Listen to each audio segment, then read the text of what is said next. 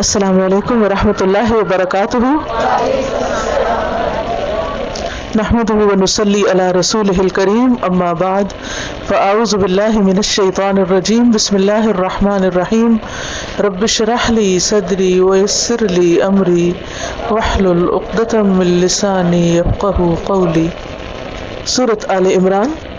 الفاظ کی وضاحت آیت 1 سے 13 تک، آیت 1 to 13. الف لام میم. الف لام میم حروف مقطعات ہے. سورۃ البقرہ کے آغاز میں آپ ان کے بارے میں پڑھ چکے ہیں. اللہ، اللہ تعالیٰ کا ذاتی نام ہے.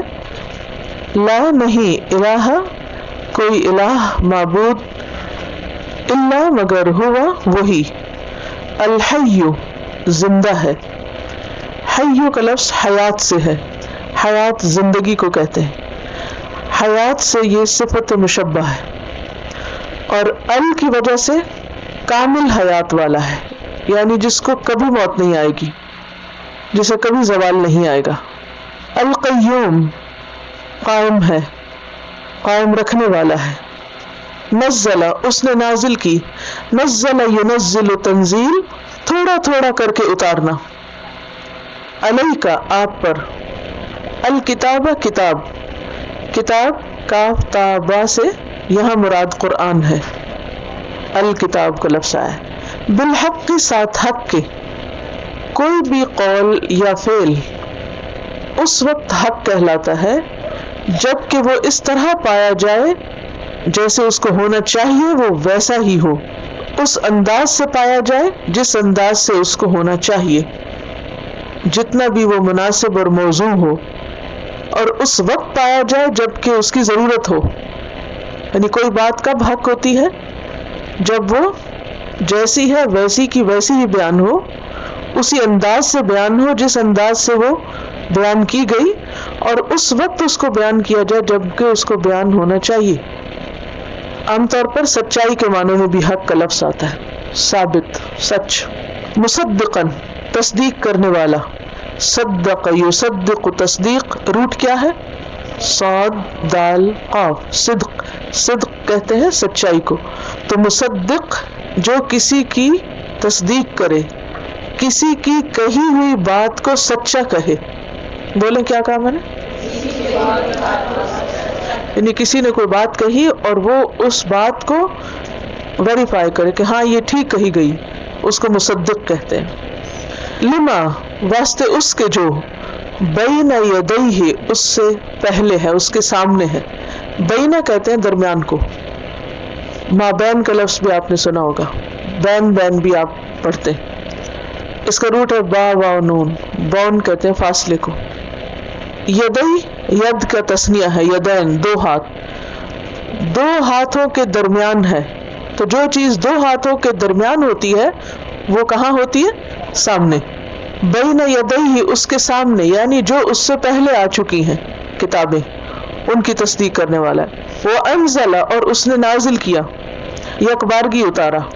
نزلہ میں آتا ہے تھوڑا تھوڑا کر کے اتارنا، اور انزلہ ایک ہی بار اتارنا، اکٹھا اتارنا. یہ جو نزلہ کا لفظ ہوتا ہے یہ آتا ہے کہ کسی سواری کا یا کسی بھی چیز کا جسے کسی خاص جگہ پہنچنا ہے، وہ اپنے خاص مقام تک ٹھہرنے کے لیے پہنچ جائے. یعنی اس کا وہاں جانا بھی اور ٹھہرنا بھی. جیسے نازل ہونا، کسی انسان کا نازل ہونے کا کیا مطلب ہے؟ کہ جس نے پہنچنا تھا پہنچ گیا. لیکن ہمارے اردو میں کیسے استعمال کرتے ہیں؟ نیگیٹو وے میں یوز کرتے ہیں. بے وقت نازل ہو گئے جب کو بغیر بتایا آئے. التورات التورات جو موسیٰ علیہ السلام پر نازل ہوئی. عبرانی زبان کا لفظ ہے، عربی میں بھی اب استعمال ہوتا ہے شریعت کے معنوں میں، قانون.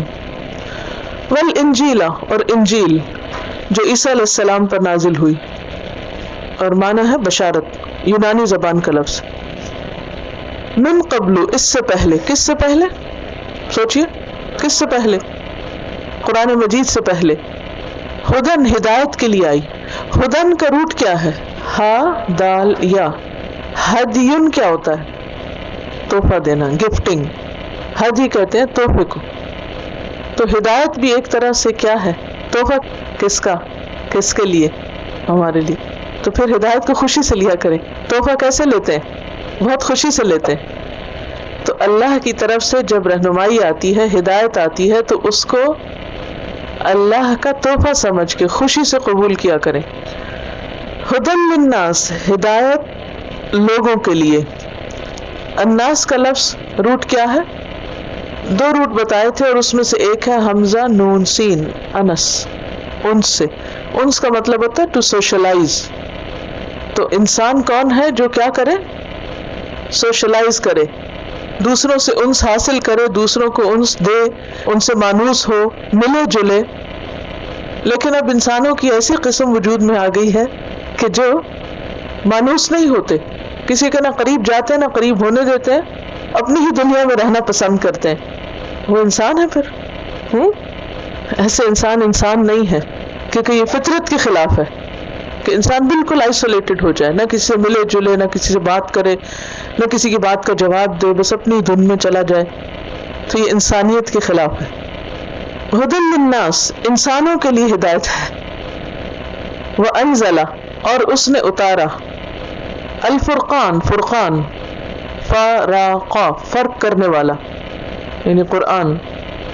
کیونکہ پچھلی کتابوں میں کیا درست ہے اور کیا نہیں، اس میں فرق کون کرے گا؟ اب قرآن.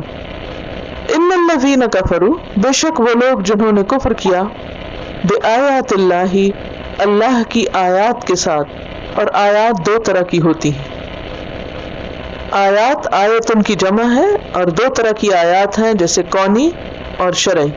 کونی آیات جیسے شمس و قمر، شجر و حجر وغیرہ. اور شرعی آیات کون سی ہیں؟ جو شریعت سے ثابت ہیں، جو وحی پر مبنی ہیں. تو ان دونوں طرح کی آیات کا انکار جو ہے، یہ کیا ہے؟ کفر ہے. اب کوئی یہ تو نہیں کہہ سکتا کہ میں اس درخت کو درخت نہیں مانتا. تو پھر کفر کیسے ہوا؟ مراد یہ ہے کہ اسے اللہ کی تخلیق نہ ماننا، یہ سمجھنا کہ خود سے خود اگ گیا. بآیات اللہ، لہم، ان کے لیے، عذاب، عذاب ہے. عذاب کا روٹ کیا ہے؟ عین ذال با. عذاب عذبن سے ہے، عذبن کہتے ہیں میٹھی چیز کو، میٹھا. اور عذاب کہتے ہیں کسی چیز سے سویٹنس ختم کر دینا، یعنی اس کی مٹھاس لے لینا. اور جب کسی چیز کی مٹھاس ختم ہو جائے تو وہ چیز کیا ہو جاتی؟ بیکار ہو جاتی ہے. اور اس سے مراد اللہ کی طرف سے آئی ہوئی سزا. جہنم کی سزا کے لیے عموماً یہ آتا ہے جس میں انسان کے لیے کسی قسم کی کوئی سویٹنس نہیں ہوگی، اس کا آرام، کھانا پینا سب کچھ بھول جائے گا اس کو. شدید، شدت سے ہے، شین دال دال، شد مضبوط باندھنا. تو شدید یعنی ٹائٹ. عذاب شدید سے کیا تصور میں آ رہا ہے؟ ٹائٹ عذاب، یعنی ایسا کہ جو ان کو باندھ کے رکھے گا اور وہ وہاں سے نکل نہ سکیں گے، ہل نہ سکیں گے، ادھر ادھر نہیں ہو سکیں گے، ٹل نہیں سکیں گے. واللہ، اور اللہ، عزیز، زبردست ہے. عزیز کا لفظ عین زائی سے ہے، عزز. اسی سے لفظ عزت ہے، 3 معنوں میں استعمال ہوتا ہے. عزت القدر، عزت القدر، قدر کیا ہوتا ہے؟ قدر و قیمت، قدرت پانا کسی پر، غلبہ پانا. اور عزت قہر، غالب آنا، واللہ غالب علی امرہ. اور عزت الامتناع، منع کر دینا، یعنی روک دینا، جس کو کوئی نقصان نہ دے سکے. اردن اعزاز کہتے ہیں اس زمین کو جس میں کوئی چیز جذب نہ ہو، اوپر سے سلپ ہو جائے، پھسل جائے. یعنی اللہ تعالیٰ کی صفت ہے عزیز، کہ جو قدرت والا ہے، ہر چیز پر غالب ہے، اس کے فیصلے غالب آتے ہیں. اور پھر یہ کہ کوئی اس کو نقصان نہیں دے سکتا، کوئی چیز اس پہ اثر انداز نہیں ہوتی. جیسے سخت زمین کے اوپر کوئی چیز اثر انداز نہیں ہوتی نا، نہ اس کی شیپ چینج کر سکتا ہے، نہ اس کا رنگ، نہ اس میں کوئی تبدیلی نہیں کر سکتے. یعنی عام چیزیں جیسے پانی، ہوا وغیرہ.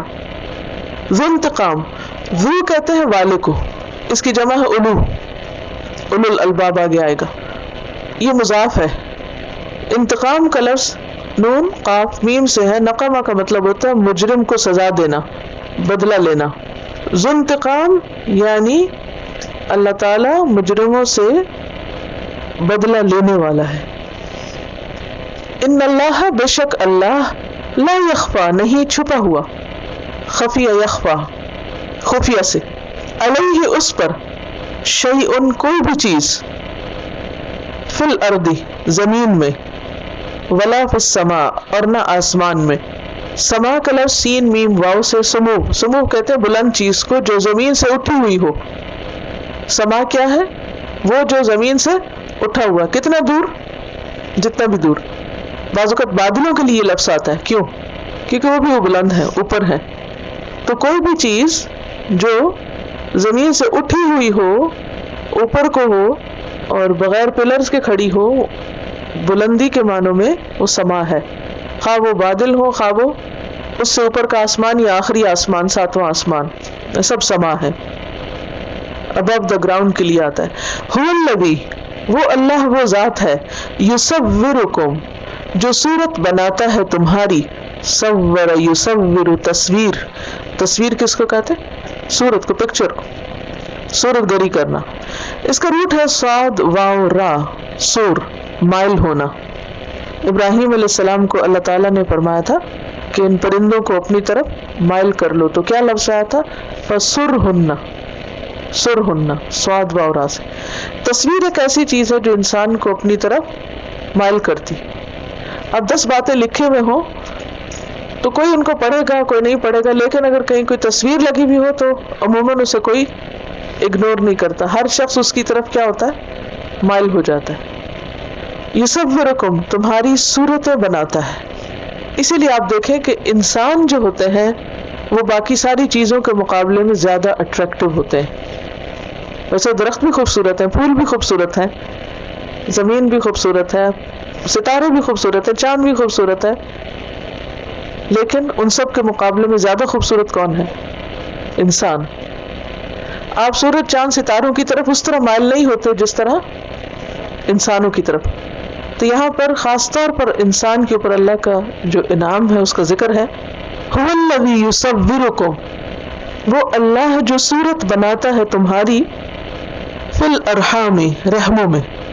ارحام رحم کی جمع ہے، ووم، مستودع الجنین جنین کے رہنے کی جگہ، جہاں ایک بچہ بنتا ہے، پھر بڑا ہوتا ہے، پھر ایک خاص مدت تک پہنچتا ہے، پھر وہ ماں کے پیٹ سے باہر آتا ہے، جہاں وہ 3 پردوں کے اندر ہوتا ہے. کیف یشاء، جس طرح وہ چاہتا ہے. یشاء کا ماضی کیا ہے؟ شاء یشاء، اور مصدر کیا ہے؟ شیئن. شیئن کیا ہوتا ہے؟ چیز، اینٹیٹی. لا الہ نہیں کوئی الہ الا ہوا مگر وہی، العزیز زبردست ہے، الحکیم حکمت والا ہے. عزیز کا معنی تو ابھی آپ نے دیکھا، حکیم کا لفظ ہا کا میم سے ہے، حکمہ حکم سے. تو یہاں حکیم جو حکمت والا ہے، جو حکم والا ہے، جیسے چاہے کام کرے، اتھارٹی اسی کی ہے. هو الذی، وہ اللہ وہ ذات ہے، انزل جس نے نازل کیا، علیک آپ پر. تو انزل کیا مطلب ہے؟ Arrival to stay, arrival to stay. اب فیل کریں نا ذرا میننگ کو. انزل علیک الکتاب، کتاب کس لیے آئی ہے؟ کتاب ہمارے پاس اللہ نے بھیجی ہے کسی مقصد کے لیے، اس لیے نہیں بھیجی کہ جا کے ٹچ کر کے واپس چلی جائے جہاں سے آئی وہیں، نہیں. انزلہ اس نے نازل کیا، اتارا، علیکا آپ پر. آپ سے مراد کون ہے یہاں؟ محمد صلی اللہ علیہ وسلم. الکتاب کتاب، کتاب کا روٹ کیا ہے؟ کاتب. کتبن کا معنی کیا ہوتا ہے؟ لکھنا تو ہے، اس سے پیچھے ڈکشنری میننگ کیا ہوتا ہے؟ لفظی معنی. کتبن کا معنی ہوتا ہے جمع کرنا. کتبن کیا ہوتا ہے؟ جمع کرنا. تو کس کو جمع کرتے ہیں؟ الفاظ کو، تھاٹس کو. اور پھر آپ کے جو مختلف لکھے ہوئے چیپٹرز ہیں، پیراگرافس ہیں، لائنز ہیں، ورڈز ہیں، ہے ہی سارا جمع کا کھیل. اگر آپ دیکھیں تو ایک ورڈ کس سے بنتا ہے؟ حروف جمع کرنے سے. سینٹنس کس سے بنتا ہے؟ لفظ ورڈز جمع کرنے سے. پیراگراف کس سے بنتا ہے؟ سینٹنسز جمع کرنے سے. اور ایک لیسن یا ایک چیپٹر کس سے بنتا ہے؟ پیراگراف جمع کرنے سے. اور ایک بک کیسے بنتی ہے؟ سارے چیپٹر جمع کرنے سے. تو اسی لیے اکثر کتابوں پہ لکھا ہوتا ہے جمع و تدوین، کہ ادھر ادھر سے اکٹھا کر کے سارا کچھ جمع کرتے ہیں اور پھر ان کو کمپائل کرتے ہیں. عربی زبان جو ہے اس میں بہت ڈیپتھ ہے، اور اگر آپ اس ڈیپتھ تک پہنچے تو قرآن کو بہت زیادہ انجوائے کریں. لیکن ہمت کا کام ہے نا، پھر اس کے لیے وقت اور صبر اور محنت چاہیے. انزل علیک الکتاب. اب آپ دیکھیے کہ جیسے میں نے بتایا کہ انزلہ کا مطلب ہوتا ہے ارائیول ٹو اسٹے، اور کتب جمع کرنا. تو جب آپ اس بیک گراؤنڈ کے ساتھ پڑھتے ہیں کہ هو الذی انزل علیک الکتاب، فرق پڑتا ہے کوئی؟ یقین کی قوت میں اضافہ ہوتا ہے نا، پھر وہ اوپر سے نہیں گزر جاتے آپ. منہ، اس میں سے، آیات، آیات ہیں، آیت ان کی جمع. اب یہاں آیات سے مراد شرعی آیات جو کتاب کی آیات ہیں. محکمات، محکمت ان کی جمع، اور اس کا بھی روٹ ہے ہا کاف میم. حکمہ، حکمہ کا مطلب ہوتا ہے ٹو اسٹیئر. اسٹیئرنگ کیا ہوتا ہے پتہ ہے نا؟ گاڑی کا اسٹیئرنگ. اسٹیئرنگ کا کوئی رول ہے گاڑی چلانے میں؟ کنٹرول کرتا ہے. تو حکم جو ہے وہ اتھارٹی کے معنوں میں آتا ہے. اسی لیے حاکم کون ہوتا ہے؟ کسی ملک کا حاکم کون ہوتا ہے؟ جس کے ہاتھ میں اسٹیئرنگ ہوتا ہے. وہ قوم کو جدھر چاہے لے جائے، ڈائریکشن متعین کرتا ہے، لیڈ کرتا ہے. رولنگ اور ججنگ کے معنوں میں آتا ہے حکم. اسی طرح عربی میں عدالت کو محکمہ کہتے ہیں، عدالت جہاں پر رولنگز دی جاتی ہیں، ججمنٹس ہوتی ہیں. تو آیات محکمات، ایسی آیات جن میں کیا ہے؟ رولنگز ہیں، احکامات ہیں. اب انشاءاللہ نہیں بھولیں گے. آیات محکمات، ایسی آیات جن کے اندر حکم پائے جاتے. حکم بھی کیا ہے؟ حکم دے دو فلاں کو، یعنی جن میں اللہ تعالیٰ نے ہمیں کیا دیے ہیں؟ کچھ انسٹرکشنز دی ہیں، آرڈرز دیے ہیں، یہ کرو یہ نہ کرو. آیات محکمات، اور ان کو پختہ کیا گیا ہے، بالکل کلیئر معنی ہے ان کے. ہن، وہ، ام، حمزہ میم میم. ام کا معنی ہوتا ہے وہ جس کا ارادہ کیا جائے، سورس، اوریجن. ام جو ماں ہوتی ہے اس کا بھی گھر میں کیا رول ہوتا ہے؟ ہر مشکل اور ہر پریشانی میں بچے کیا کرتے ہیں؟ ماں ہی کی طرف لوٹتے ہیں. تو ام از سورس، اوریجن. تو وہ ام ہیں، یعنی سورس ہیں، اوریجن ہیں. الکتاب، کتاب کی، یعنی کتاب ان پر بیس کرتی ہے، وہ کتاب کی اصل ہے. وَأُخَرُ، اور دوسری. اخرو، اخرا کی جمع ہے، اخرا. متشابہات، متشابہت ان کی جمع. پیچھے پڑا وَأُتُوا بِهِ متشابہہ، کہاں تھا؟ جنت کے فروٹس کے لیے آتا ہے.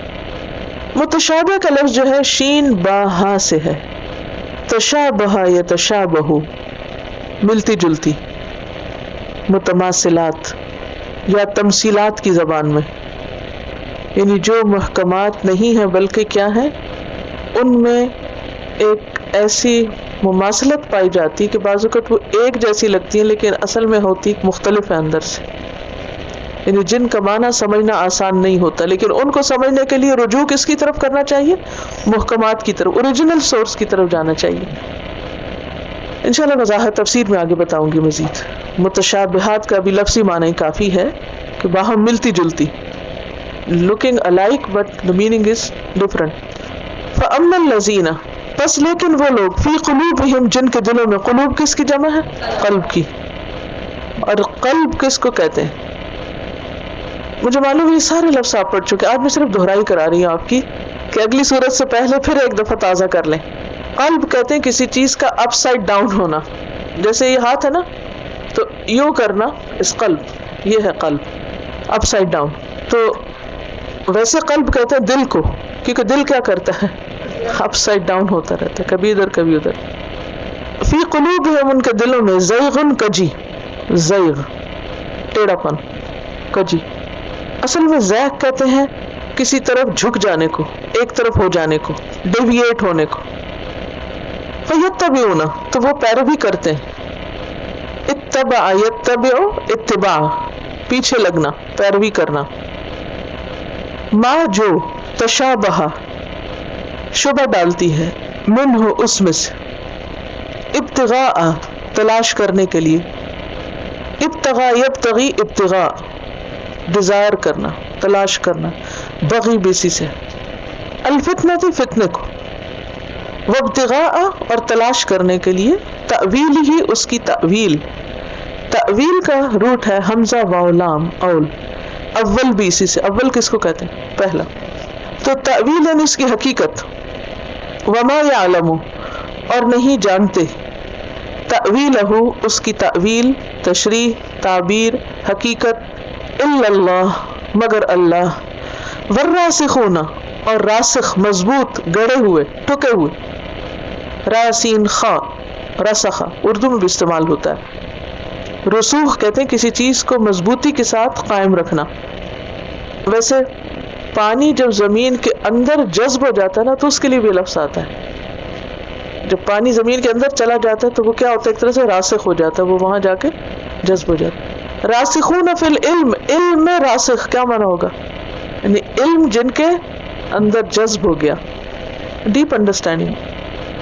فی العلم علم میں، یقولون وہ کہتے ہیں، آمنا ایمان لائے ہم، بھی ساتھ اس کے یعنی متشابہ کے، کلن سب، من عند ربنا ہمارے رب کی طرف سے ہے، ہمارے رب کے پاس سے ہے، وما اور نہیں، یذکر نصیحت پکڑتے، اذکر یذکر الا مگر، اولو والے، اس کا واحد کیا؟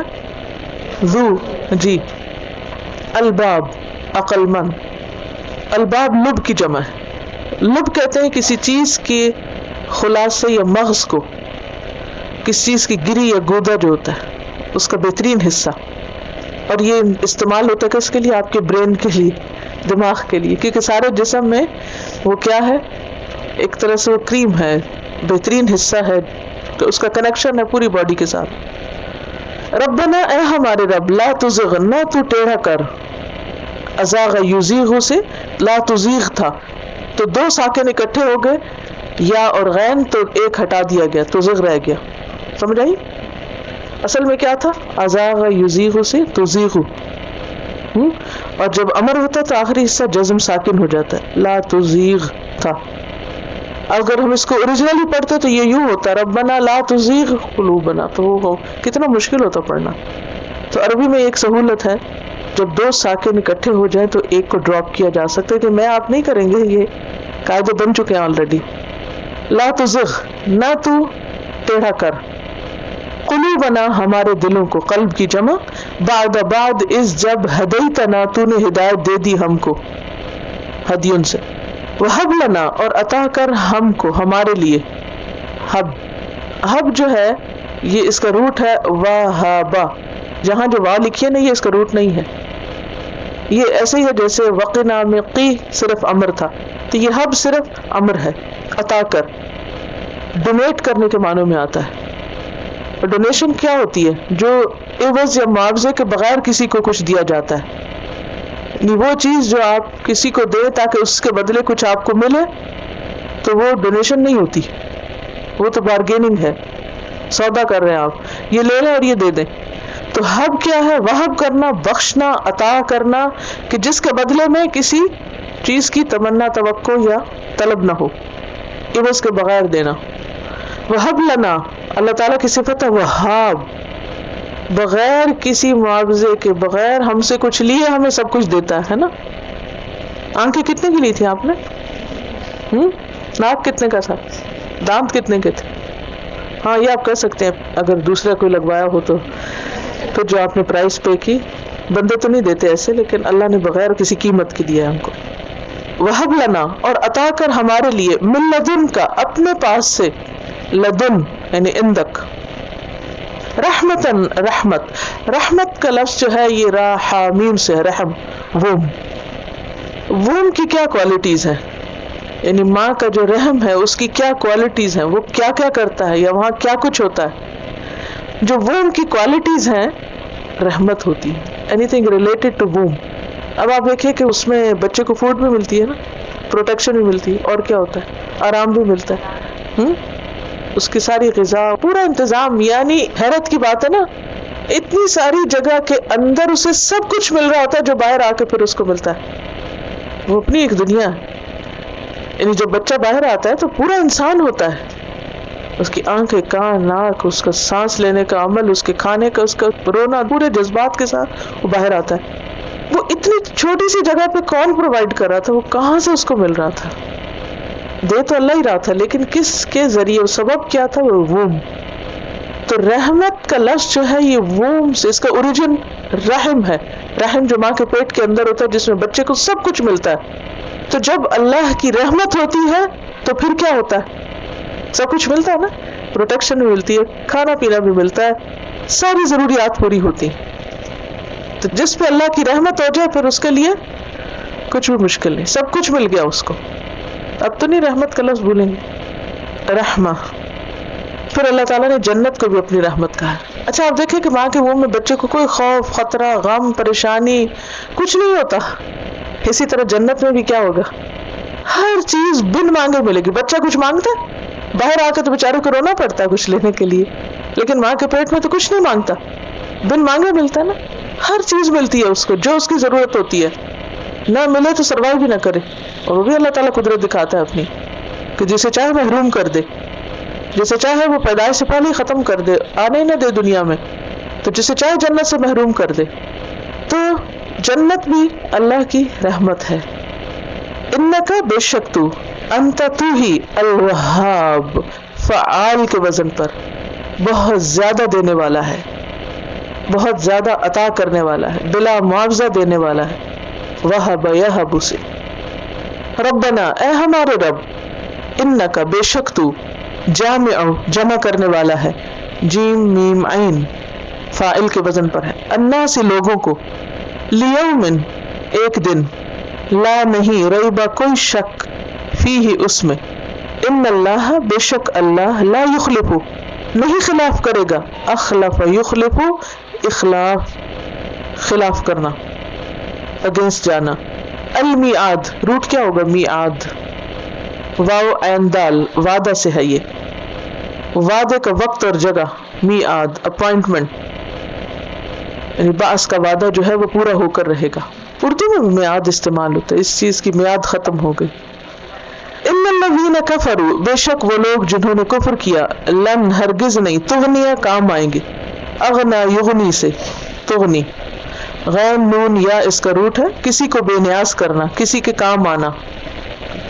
عنہم، ان کو، اموالہم، ان کے مال، مال کی جمع ہے اموال، اور اس میں کیا کیا آتا ہے؟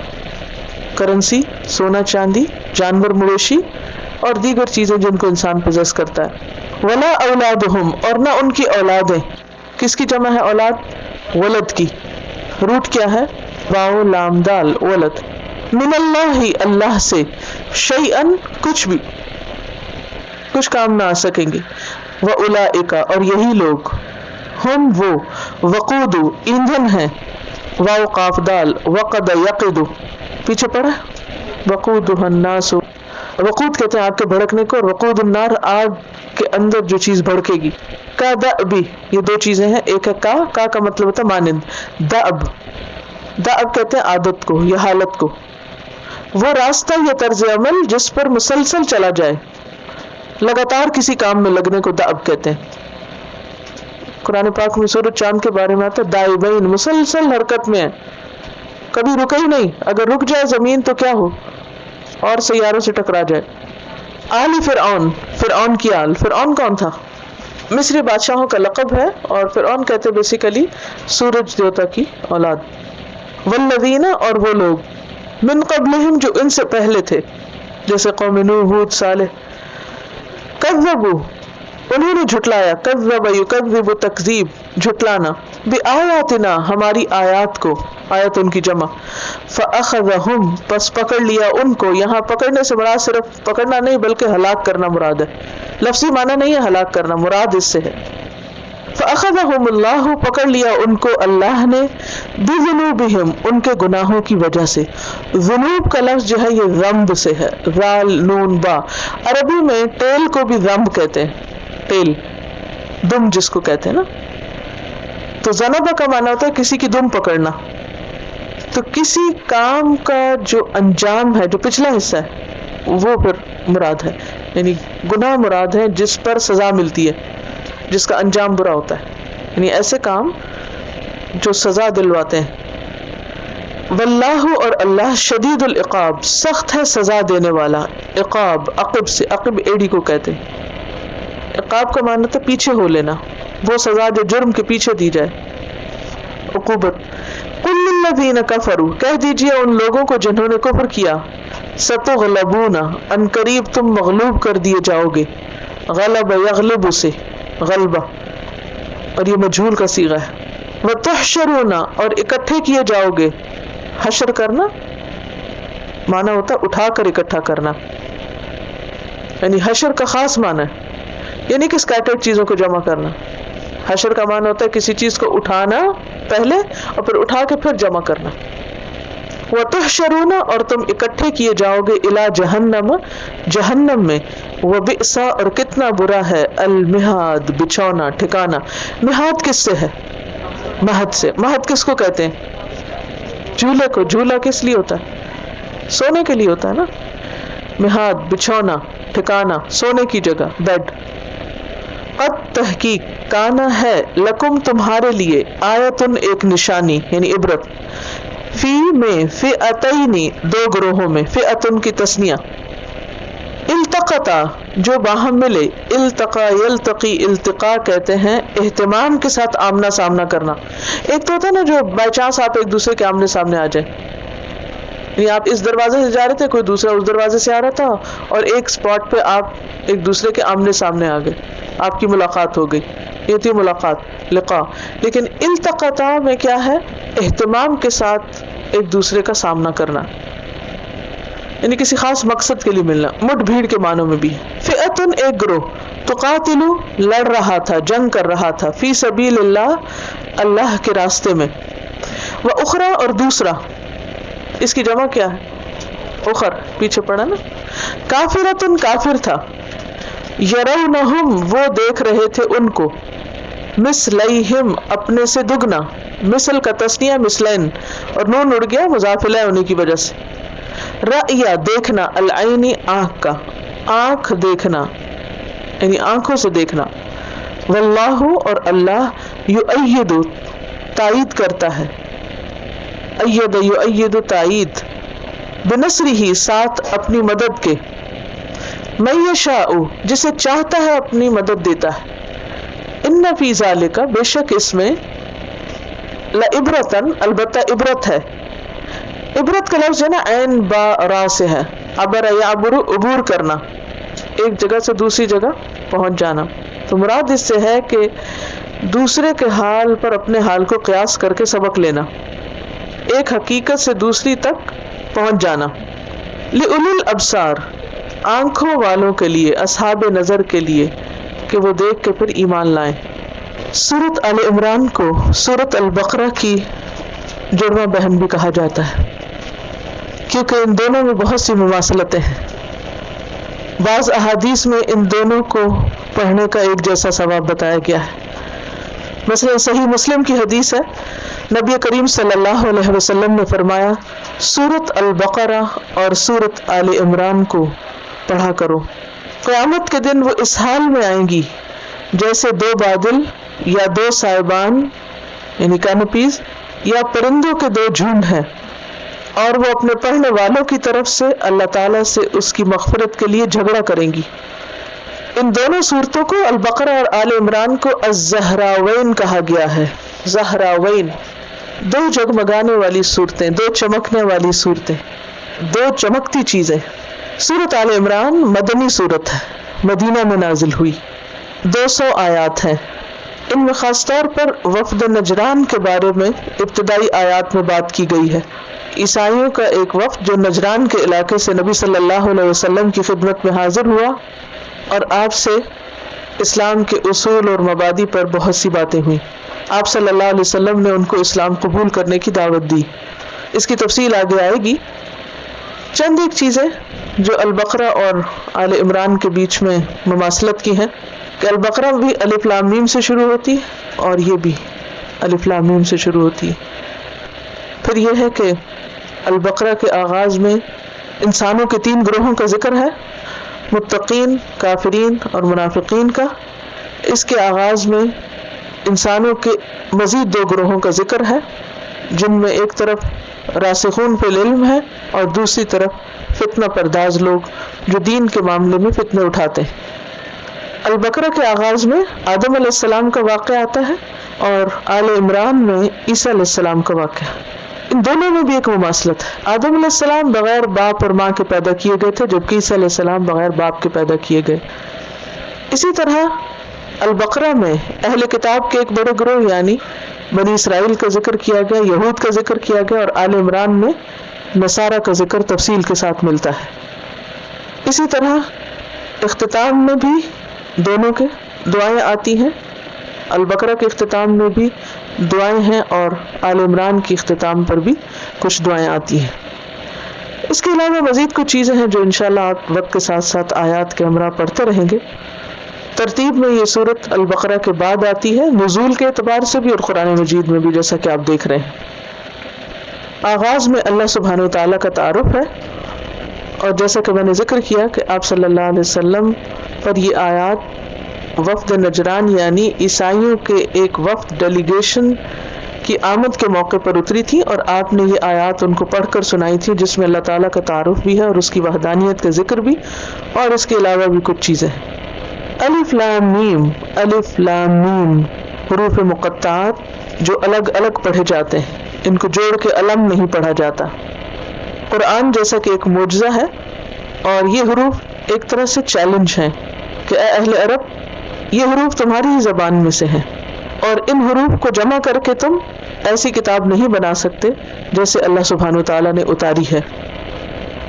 اللہ لا الہ الا ہو، اللہ نہیں کوئی الہ مگر وہی، یعنی الہ برحق وہی ہے، کیونکہ اسی نے یہ کائنات بنائی ہے، وہی اس کا مالک ہے، لہذا جو خالق ہے، مالک ہے، وہی معبود ہے، اسی کی عبادت کی جانی چاہیے۔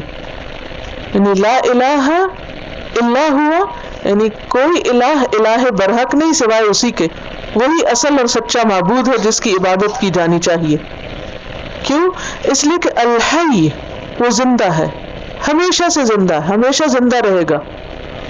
کل من علیہا فان ویبقى وجہ ربک ذو الجلال والاکرام، جو کچھ بھی ہے زمین پر وہ سب کا سب فنا ہو جانے والا ہے، اور باقی رہنے والا تیرے رب کا نام، صرف رب کی ذات ہے۔ اور الحی جیسے کہ میں نے لفظی وضاحت میں بتایا کہ کامل حیات کے لیے، یعنی جس میں کسی قسم کا زوال نہیں اور کوئی موت نہیں، خود بھی زندہ ہے اور زندگی دینے والا بھی ہے۔ القیوم جو قائم ہے اور قائم رکھنے والا بھی ہے، یعنی اسے کسی سہارے کی ضرورت نہیں، وہ سب کو سہارا دینے والا ہے۔ آسمان اور زمین اسی کی وجہ سے قائم ہے۔ آسمان جو بغیر پلرز کے ہے، بغیر ستونوں کے ہے، اسی نے وہ چھت قائم رکھی ہوئی ہے، اسے سہارا دیا ہوا ہے۔ اگر وہ نہ ان کو تھامے تو کوئی ان کو تھام نہیں سکتا۔ یہ 2 صفات جو ہیں اللہ کے، یہ 2 نام جو ہیں، ان کے بارے میں حدیث میں آتا ہے کہ یہ اسم اعظم ہے۔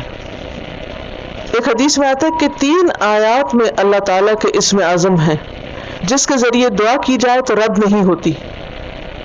ایک یہی آیت ہے، دوسری آیت الکرسی ہے، اللہ لا الہ الا هو الحی القیوم، اور اس آیت کی تفسیر پیچھے بھی ہو چکی ہے، یہاں صرف مختصر وضاحت کافی ہے۔ اور تیسری آیت سورۃ طٰہٰ میں ہے، وَأَنَتِ الْوُجُوهُ لِلْحَيِّ الْقَيُّومِ۔ لہذا نبی صلی اللہ علیہ وسلم جب کبھی انتہائی پریشانی میں ہوتے، جیسے خاص طور پہ غزوہ بدر کے موقع پر، تو کس طرح دعا کرتے؟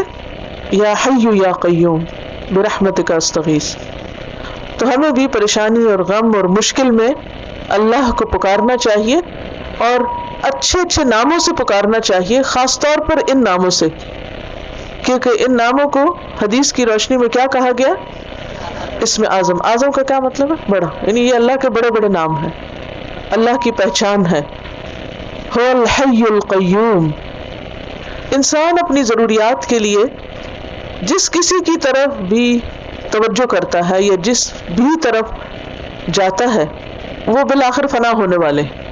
مثلا آپ کو کوئی مشکل پیش آئی تو آپ فوراً کیا سوچتے ہیں؟ اچھا میں فلاں سے مدد لیتی ہوں، فلاں کو کہتی ہوں۔ عملی طور پہ کیا ہوتا ہے؟ کبھی وہ مدد کرتے ہیں، کبھی نہیں کرتے، اور کبھی کر سکتے ہی نہیں، ان کے بس میں ہی نہیں، یا یہ کہ اس سے پہلے کہ وہ آپ کی مدد کرے وہ خود مدد لینے کے ایک محتاج ہو جاتے ہیں۔ تو سب کے سب فقیر ہیں، اور غنی کون ہے؟ صرف اللہ۔ یا ایھا الناس انتم الفقراء الی اللہ واللہ هو الغنی الحمید۔ صرف اللہ ہے جو بے نیاز ہے، اسے کسی کی ضرورت نہیں۔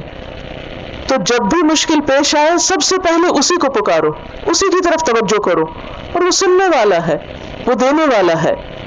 اور الہ تو ہوتا ہی وہ ہے کہ جو ساری کائنات کو تھامے ہوئے ہے، ہر چیز اس کے قبضے میں ہے، کنٹرول میں ہے، سب چیزوں کا انتظام اس کے ہاتھ میں ہے، سب اسی کے آگے جھکے ہوئے ہیں، تمام کامل صفات اس کے اندر ہے، اس کے تمام کاموں میں کمال ہے، پرفیکشن ہے، وہ اپنی ذات میں کامل ہے، وہ اپنے کاموں میں کامل ہے، اپنی صفات میں کامل ہے، وہ کسی کا محتاج نہیں، وہ سب کچھ کر سکتا ہے۔ لہٰذا ہمیں بھی اسی کی طرف رجوع کرنا چاہیے۔ فلا تجعلوا للہ اندادا، اس کے ساتھ کسی اور کو شریک نہیں ٹھہرانا چاہیے۔ نزل علیک الکتاب بالحق، اسی نے آپ پر کتاب حق کے ساتھ اتاری۔ کس نے اتاری؟ کون ہے؟ اللہ، جو الحی القیوم ہے، یہ کتاب اس کی طرف سے ہے۔ اللہ تعالیٰ کی صفات کا ذکر کرنے کے بعد کتاب کا ذکر کیا گیا تاکہ بندے اس کتاب کی ویلیو پہچان سکیں کہ یہ کہاں سے آئی، کس کی ہے۔ کیونکہ کوئی بھی پیس آف رائٹنگ جو ہوتا ہے عموماً اس کی قدر و قیمت کس پہ ڈیپینڈ کرتی؟ آتھر کون ہے، لکھنے والا کون ہے، کس نے لکھا، کریڈیبلٹی۔ تو یہ کتاب اللہ کی کتاب ہے، اس نے آپ کے قلب مبارک پر اتاری ہے، 23 سال میں اتاری گئی، تھوڑی تھوڑی کر کے اتاری گئی۔ کیوں؟ تاکہ لوگ اسے پوری طرح اخذ کر سکیں، اچھی طرح سمجھ سکیں، اس کی حفاظت کے لیے۔ آپ دیکھیں کہ کوئی بھی قیمتی چیز اگر آپ کو ایک ہی دفعہ مل جائے، ساری کی ساری مل جائے، پوری کی پوری مل جائے، تو آپ کیا کریں گے؟ اس کے ساتھ اس کا حق ادا نہیں کریں گے، اس کی بے قدری کریں گے۔ تو یہاں اس کی ویلیو کے لیے بھی اور اس کی جو قدر و قیمت ہے اس کو بتانے کے لیے بتایا کہ کتنے اہتمام کے ساتھ مسلسل 23 سال میں اس کو اتارا گیا۔ اور کیسے اتارا؟ بالحق، حق کے ساتھ۔ اب ذرا لفظی معنی دیکھیے حق کا کیا بتایا تھا میں نے، اور یہ معنی میری طرف سے نہیں ہے، یہ امام راغب نے اس کا معنی کیا ہے حق کا۔ ان کی ایک کتاب ہے مفردات القرآن، امام راغب اصفہانی کی، اس میں وہ حق کا معنی یہی لکھتے جو میں نے آپ کو بتایا تھا کہ کوئی بھی قول اور فعل اس وقت حق کہلاتا ہے جبکہ وہ اس طرح پایا جائے جیسے ہونا چاہیے، اس انداز سے پایا جائے جو مناسب ہو، اور اس وقت پایا جائے جبکہ اس کی ضرورت ہو۔ تو یہ کتاب حق کے ساتھ اتری، یعنی جیسے جب جس انداز سے اس کو اترنا چاہیے تھا یہ ویسے ہی اتری۔ ایک تو حق کے ساتھ اترنے کا یہ معنی ہے۔ دوسرا معنی یہ ہے کہ یہ کتاب حق لے کر آئی ہے، جو کچھ اس کے اندر ہے وہ بھی بالکل حق ہے، سچ ہے، یعنی اس کا نزول حق ہے اور اس کا کانٹینٹ برحق ہے، سچ ہے، کوئی شک نہیں اس میں، اور ضرورت کے مطابق ہے۔ مصدقاً، تصدیق کرنے والی ہے یہ کتاب۔ کیا معنی ہے تصدیق کرنے کا؟ کسی کی کہی ہوئی بات کو سچا کہنا۔ کس چیز کو سچا کہتی ہے یہ کتاب؟ لما بین یدی، جو اس سے پہلے کتابیں آئی ہیں یعنی تورات اور انجیل کو، اس میں جو کچھ ہے اس کی تصدیق کرتی ہے، یعنی جو درست ہے اس کو درست بتاتی ہے، کیونکہ مضمون جو درست ہے وہ اس کتاب میں آ گئے ہیں جو انسانوں کی ضرورت تھے۔ اور ویسے بھی ان کتابوں کے اندر جو پیشن گوئیاں تھیں پیغمبر علیہ السلام کے بارے میں، اس کتاب کے بارے میں قرآن کے نزول نے ان پیشن گوئیوں کی کیا کی؟ تصدیق کر دی۔ وَأَنزَلَ التَّوْرَاتَ، اور اسی نے اتاری تورات، والانجیل، اور انجیل کس نے اتاری؟ اللہ نے، اسی رب نے۔ کب اتاری؟ من قبل، اس سے پہلے۔ کس سے پہلے؟ قرآن سے پہلے۔ کیوں اتاری؟ ھدی للناس، انسانوں کی ہدایت کے لیے، یعنی اس دور کے انسانوں کی ہدایت کے لیے تورات اور انجیل اتری۔ اور پھر وَأَنزَلَ الْفُرْقَانَ، اس نے فرقان اتارا۔ اب فرقان کے دو معنی کیے جاتے ہیں، ایک تو قرآن کیا جاتا ہے کہ تورات اور انجیل میں جو کچھ ہے اس میں سے کیا حق ہے، کیا باطل ہے، کیا تحریف شدہ ہے، کیا اصلی حالت میں ہے، اس کا فرق یہ کتاب بتاتی، تو اس سے مراد قرآن ہے۔ اور بعض کہتے ہیں کہ اس سے مراد کرائٹیریا ہے، کسوٹی ہے، کہ اللہ نے فرقان بھی دیا ہے بندوں کو کہ وہ حق کو پہچان سکتے ہیں، جان سکتے ہیں۔